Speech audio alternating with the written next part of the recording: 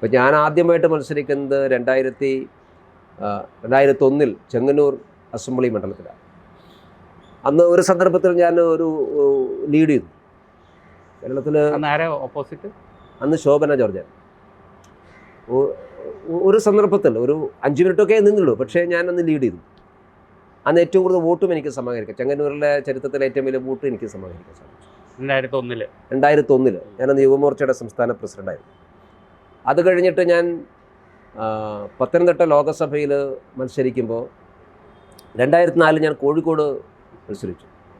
ഞാൻ കോഴിക്കോട് മത്സരിക്കുന്ന സമയത്ത് കോഴിക്കോട് 80,000 വോട്ടേ ഉണ്ടായിരുന്നുള്ളൂ. എനിക്കത് 1,00,000-ഓളം വോട്ടാക്കി വർദ്ധിപ്പിക്കാൻ സാധിച്ചു.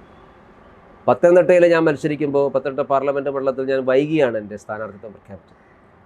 2014 ഞാൻ സത്യത്തിൽ മത്സരിക്കാൻ താല്പര്യമില്ലാതെ മാറുന്ന ഒരാളാണ്. പക്ഷേ ചില സാഹചര്യങ്ങൾ കൊണ്ട് നിർബന്ധപൂർവ്വം മത്സരിക്കേണ്ടി വന്നു. അന്ന് പത്തനംതിട്ടയിൽ ഞാൻ മത്സരിക്കുമ്പോൾ അവിടെ പത്തനംതിട്ടയിൽ BJPക്ക് ആകെ 56,000 വോട്ടാണ് 2009 തിരഞ്ഞെടുപ്പ് കിട്ടിയത്. പക്ഷേ 2014 എനിക്കത് 1,38,000 വർദ്ധിപ്പിക്കാൻ വേണ്ടി സാധിച്ചു. അതിനുശേഷം 2016 ഞാൻ ആറന്മുള മണ്ഡലത്തിൽ മത്സരിച്ചു. ആറന്മുള മണ്ഡലത്തിൻ്റെ ചരിത്രത്തിലെ ഏറ്റവും വലിയ വോട്ട് എനിക്കാണ് കിട്ടിയത്. കാരണം ഞാൻ 2016 ആറന്മുള മത്സരിക്കുമ്പോൾ ആറന്മുളയിൽ അന്ന് തൊട്ട് മുമ്പ് തിരഞ്ഞെടുപ്പിൽ BJPക്ക് കിട്ടിയത് 10,000 വോട്ട്. അതാണ് ആറന്മുളയിലെ ഏറ്റവും വലിയ വോട്ട്, 10,000 വോട്ടായിരുന്നു. എനിക്കത് 39,000 അതായത് 40,000 അടുത്ത് വരെ വോട്ട് വർദ്ധിപ്പിക്കാൻ വേണ്ടി സാധിച്ചു. പക്ഷേ ഒരു BJP സ്ട്രോങ് ഹോൾഡായിട്ടല്ലേ? BJP സ്ട്രോങ് ആണ്, പക്ഷേ വോട്ട് അങ്ങനെ കാര്യമായിട്ട് കിട്ടാറുണ്ടായിരുന്നില്ല.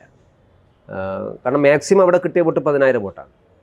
അതെനിക്ക് ഒരു 39,000 വർദ്ധിപ്പിക്കാൻ സാധിച്ചു. അതുകൊണ്ട് എനിക്ക് ഈ സംഘടനാപരമായിട്ടുള്ള ഒരു ചട്ടക്കൂടിനകത്ത് നിന്നുകൊണ്ട് സംഘടനാ പഥ്യം അനുസരിച്ചുകൊണ്ട് പൊതുപ്രവർത്തനം നടത്തുമ്പോഴും ജനങ്ങളുമായി കമ്മ്യൂണിക്കേറ്റ് ചെയ്യാൻ നമുക്കൊരു മടിയുമില്ല. പിന്നെ നമ്മൾ ഈ വലിയ നാടകങ്ങളും നടത്താറില്ല.